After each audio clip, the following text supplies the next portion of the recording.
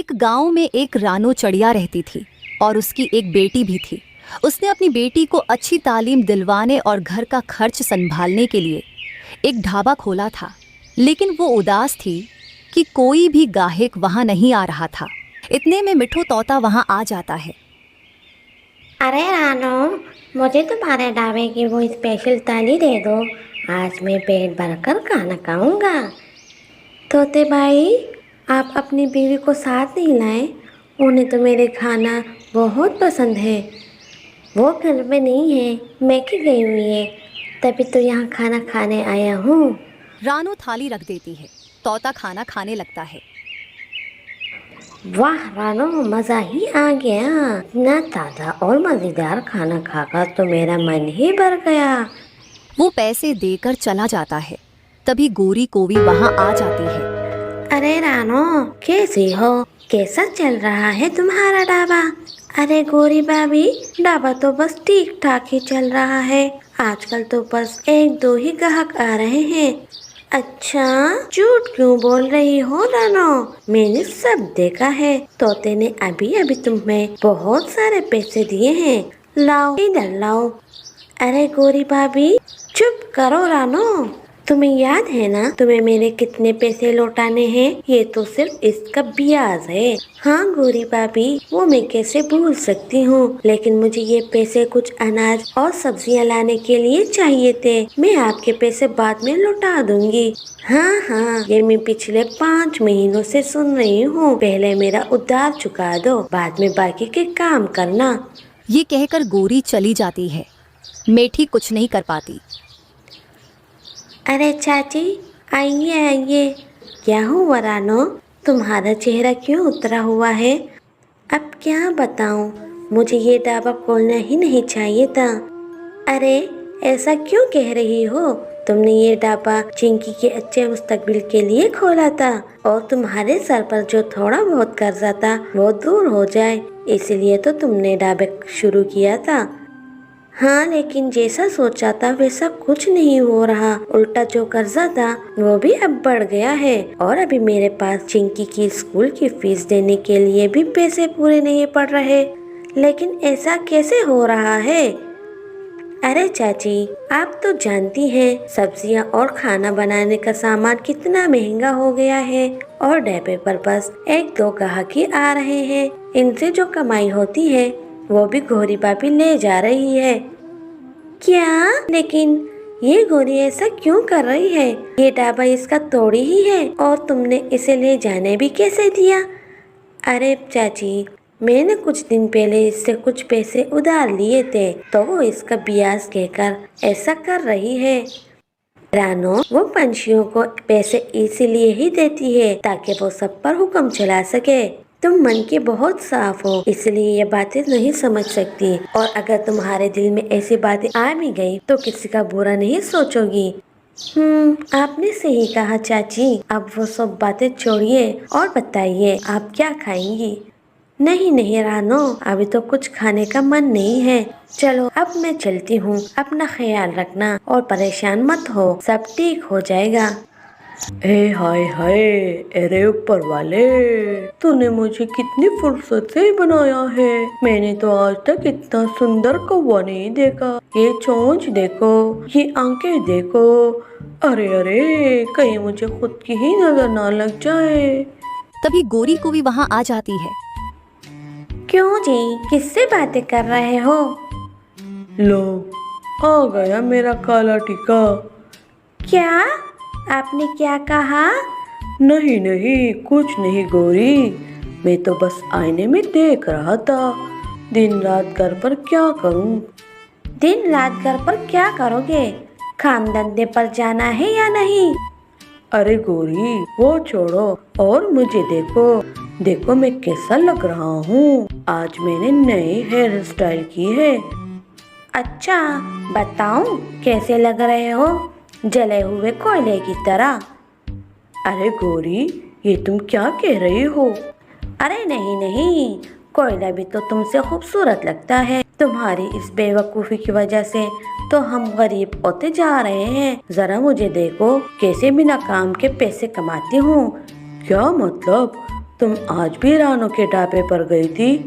और नहीं तो क्या, ये देखो मैंने कितने सारे पैसे कमाए हैं। लेकिन गौरी, मैंने सुना है इस रानो का ढाबा कुछ अच्छा नहीं चल रहा। हमें इससे क्या करना है, हमें तो बस पैसों से मतलब है।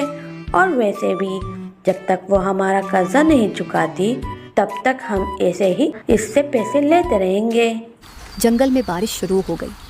ये अचानक से बारिश कैसे आने लगी? अब मुझे ढाबा बंद कर लेना चाहिए। वैसे भी ढाबा बंद करने का वक्त हो ही गया है। रानू अपना ढाबा बंद करके अपने घर चली जाती है। अरे माँ, तुम आ गई। हाँ चिंकी बेटा। माँ, मुझे भूख लगी है, कुछ मज़ेदार खाने के लिए बनाओ ना। मज़ेदार क्या बनाऊँ चिंकी? कुछ ऐसा जो इस बारिश को देखते देखते खाने में मज़ा आए। ठीक है रुको, मैं अभी रसोई घर में जाकर देखती हूँ। रानू रसोई घर में जाती है तो उसे कुछ प्याज और बेसन दिखाई देता है। वो सोचती है प्याज के पकोड़े बनाती हूँ। रानू प्याज के पकोड़े बना लेती है। ये लो चिंकी, तुम्हारे लिए मज़ेदार प्याज के पकोड़े। वाह, थैंक यू मामा। तभी लैला चाची वहाँ आ गई। अरे चाची, आइए आइए। मैं बाजार से लौट कर आ रही थी, तभी बारिश शुरू हो गई, तो मैंने सोचा कि बारिश रुकने तक तुम्हारे यहाँ ही आ जाऊँ। हाँ तो चाची, आपने बिल्कुल सही सोचा। ये देखिए, मैंने प्याज के पकोड़े बनाए हैं, आप भी इन्हें खाकर देखिए। अरे वाह, प्याज के पकोड़े! वाह रानो, तूने तो बड़ा नेक काम किया है।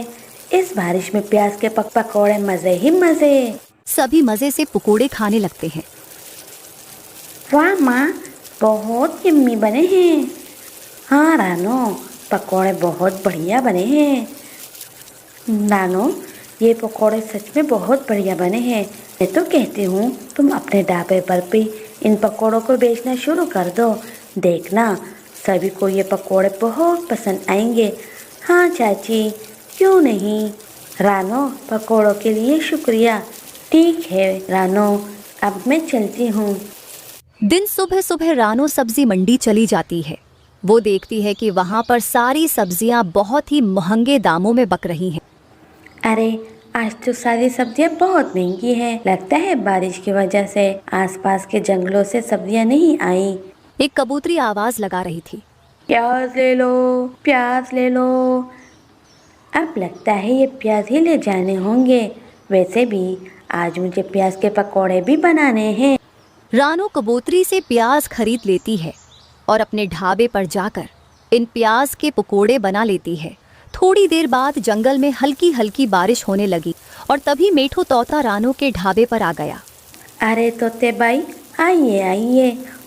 रानो, मुझे कुछ ऐसा दे दो जो इस हल्की हल्की बारिश में खाने को मज़ा आए। मेरी बीवी को इस बारिश में कुछ खाने का मन कर रहा है।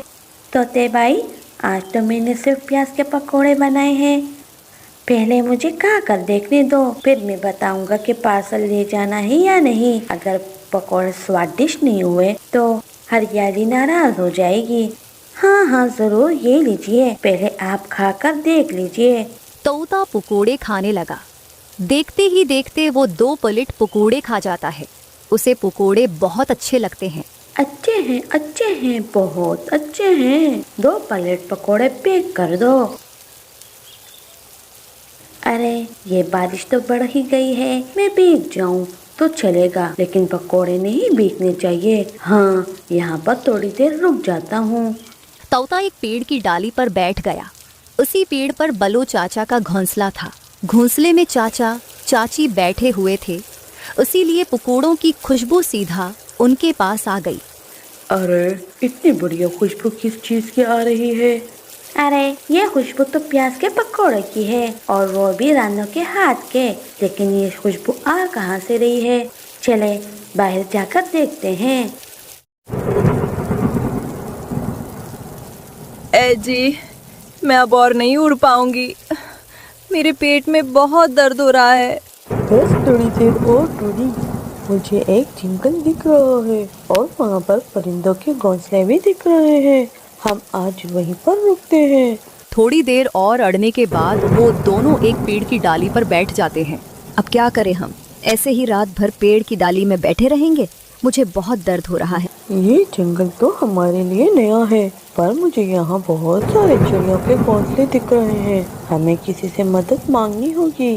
आज की रात जैसे तैसे गुजार लेंगे। कल मैं तुम्हारे लिए एक नया घोंसला बना लूंगा। टोनी और टोना निकल पड़ते हैं। थोड़ी देर खोज करने के बाद एक पेड़ पर उन्हें घोंसला दिख जाता है। दोनों उस घोंसले के पास आ जाते हैं। टोना घोंसले का दरवाजा खटखटाता है। अरे तुम दोनों कौन हो? क्या मैं तुम दोनों को जानता हूँ? कबूतर भाई, मैं टूना हूँ और ये मेरी पत्नी टूनी है। हम बहुत दूर से उड़कर आए हैं। हमारे जंगल में बहुत बड़ा तूफान आ गया था और हमारा घोंसला टूट गया। हम जैसे तैसे करके जान बचाकर यहाँ आए हैं। मेरी पत्नी पेट से है और बहुत जल्द अंडे देने वाली है। क्या हम आज रात आपके घोंसले में रुक सकते हैं? हाँ हाँ, क्यों नहीं। तुम दोनों अंदर आ जाओ। वो दोनों अंदर जाने ही वाले होते हैं, तभी उन्हें कबूतरी रोक लेती है। अरे रको, तुम दोनों अंदर नहीं आ सकते। क्या जी, आप ऐसे ही किसी भी एरे गहरे को अंदर आने देंगे? ये तुम क्या कह रही हो कबूतरी? ये दोनों मुसीबत में है, हमें इनकी मदद करनी चाहिए। अगर ये दोनों मुसीबत में हैं, तो ये उनकी परेशानी है, ना कि हमारी। एक तो घर पर रहने के लिए जगह नहीं है और ना ही खाने का अनाज। अगर उन्हें घर में जगह देंगे तो हम मुसीबत में आ जाएंगे। इतना बोलकर कबूतरी घर का दरवाजा लगा देती है। टोना जी, अब हम क्या करें? दोनों वहां से निकल पड़ते हैं। थोड़ी देर खोज करने के बाद पास के एक चड़िया के होटल के पास रुक जाते हैं। अरे टूनी, ये देखो, यहाँ एक होटल है। हम इस होटल के मालिक से मदद मांग। बहन जी, हम बहुत दूर से उड़कर आए हैं। मेरी पत्नी पेट से है। क्या हम आज रात आपके होटल में रुक सकते हैं? सुबह होते ही हम यहाँ से चले जाएंगे। अच्छा अच्छा, ठीक है। मुझे तुम्हारी आप बीते सुनने की कोई जरूरत नहीं है। तुम जितना दिन रहना चाहते हो यहाँ रह सकते हो, पर तुम्हें एक दिन के बदले अनाज की एक पोटली देनी पड़ेगी। लेकिन हमारे पास तो अनाज नहीं। हमारा घोंसला तूफान में बह गया था और इसके साथ सब कुछ चला गया था। अगर देने के लिए अनाज नहीं है तो इस होटल में मकान भी नहीं मिलेगा। चलो जाओ यहाँ से। बहन जी, मेरे पेट में बहुत दर्द हो रहा है। बस आज रात के लिए रहने दो। हम कल सुबह होते ही यहाँ से चले जाएंगे। चिड़िया, तुम्हें एक बार में बात समझ नहीं आती? ये होटल है, कोई धर्मशाला नहीं जो मैं मुँह उठाए किसी को भी मकान दे दूँ। जाओ यहाँ से। वो दोनों बातें कर रहे थे, तभी वहां पर एक काला कुआ आ जाता है। अरे ओ चिड़िया, तुम दोनों कौन हो और बारिश में बाहर क्यों बैठे हो? क्या तुम दोनों रास्ता भटक गए हो? टोना सारी बात काले कुएं को बताता है। क्या आप हमारी कुछ मदद कर सकते हो? टोना की बात सुनते ही काला सोचने लगता है। अरे भाई, क्या हुआ? आप क्यों खो गए हो? क्या आप हमारी मदद कर सकते हो? हाँ हाँ, क्यों नहीं। शुक्र है कि तुम दोनों मुझे मिल गए हो। ये जंगल बहुत खतरनाक है। यहाँ बहुत सारे शिकारी चिड़िया रहते हैं। अब जल्दी चलो यहाँ से, मेरे पीछे पीछे आओ। काला कुआ वहां से निकल पड़ता है और उसके पीछे पीछे टोनी और टोना भी चले जाते हैं। थोड़ी देर उड़ने के बाद कालू उन दोनों को एक घोंसले के पास लेकर आता है। अरे भाई, तुम हमें कहाँ लेकर आ गए? डरो मत, मैं इस जंगल में बहुत सालों से रहता हूँ। यहाँ पर मेरे बहुत सारे घोंसले हैं। इस घोंसले में कोई नहीं रहता, इसलिए इस घोंसले की हालत ऐसी है। हर बारिश में रहने से अच्छा है कि इस घोंसले में रह लो। तुम जितने दिन चाहो इस घोंसले में रह सकते हो। आपका बहुत बहुत शुक्रिया भाई, हम आपका एहसान कभी नहीं भूलेंगे। कोई बात नहीं बहना, अब तो आपने मुझे बाई कहा है। अब तुम दोनों अंदर चले जाओ, मैं बाहर से ताला लगा लेता हूँ। अरे भाई, ताला क्यों लगा रहे हो? वो इसलिए कि यहाँ बहुत सारे शिकारी चिड़िया रहते हैं। जब इसके बाहर ताला लगा रहेगा तो वो देखेंगे और यहाँ से चले जाएंगे। हाँ, ये आइडिया तो तुम्हारा ठीक है। टोनी और टोना जैसे ही अंदर जाते हैं, काला बाहर से घोंसले को ताला लगा देता है। अरे वाह वाह, मेरी तो होश निकल पड़ी। इतने दिनों बाद इतना अच्छा शिकार मिला है, वो भी इतनी आसानी से। अब सीधा चील के पास जाता हूँ और उसे यहाँ लेकर आता हूँ। इन दोनों के बदले मुझे अच्छी खासी मोटी रकम मिलेगी। कालो कुआ अपने ही धन में जा रहा था। तभी मीनू मूसा ने घोंसले की खिड़की से काले को जाते देख लेती है। अरे ये कलमुहा काला इतनी तेज बारिश में कहाँ जा रहा है? और रात भी काफी हो गई है। कहीं पिछली बार की तरह किसी चिड़िया को अपने घोंसले में बंद करके तो नहीं रखा? मुझे जल्दी जाकर देखना होगा। मीनू मूसी अपने घर से निकलकर काले कौवे के घोंसले के पास आ जाती है और आकर देखती है तो घोंसले के बाहर ताला लगा है। मुझे एक बार घोंसले में झांक कर देखना चाहिए। मेरा शक सही था, यहाँ पर तो सच में 2 चिड़िया हैं। इससे पहले कि कालो किसी शिकारी को लेकर यहाँ पर आए, मुझे उन दोनों को बचाना होगा।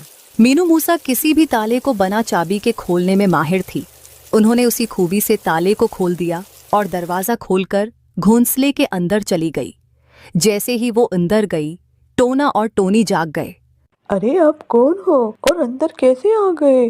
प्लीज हम दोनों को नुकसान मत पहुंचाना। मेरी पत्नी पेट से है और वो अंडे देने वाली है। अरे चुप रहो और मेरी बात ध्यान से सुनो। मैं तुम्हें यहाँ पर बचाने आई हूँ। अब जो मैं कहती हूँ उसे चुपचाप सुनो। थोड़ी देर में कालो कुआ एक शिकारी चील को घोंसले के पास ले आता है।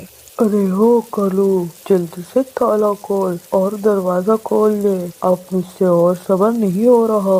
जैसे ही कालो कुआ से और चेल अंदर आते हैं तो मीनू, टोनी और टोना तीनों कालो कुआ और चेल पर जबरदस्त हमला कर देती हैं। अरे मर गया। ये हमें कौन मार रहा है? ओ कालू के बच्चे, मैं तुम्हें जिंदा नहीं छोड़ूंगा। तीनों मिलकर दोनों की बहुत पिटाई करते हैं और बाहर आकर ताला लगा देती हैं। आपका बहुत बहुत शुक्रिया। मेरा नाम मीनू है। मैं जंगल की सबसे मजबूत चिड़िया हूँ, उसीलिए सब मुझे प्यार से मीनू मूसा बुलाते हैं। अब तुम्हें यहाँ पर कोई खतरा नहीं है। अजी फिर से मेरे पेट में बहुत दर्द हो रहा है। मीनू मूसी टोना और टोनी को अपने घर ले जाती है। टोनी वहाँ पर 2 प्यारे प्यारे अंडे देती है। दूसरे दिन टोना पास वाले पेड़ पर एक घोंसला बना लेता है और वो दोनों हंसी खुशी जिंदगी गुजार। अगर वीडियो अच्छी लगी हो तो लाइक कीजिए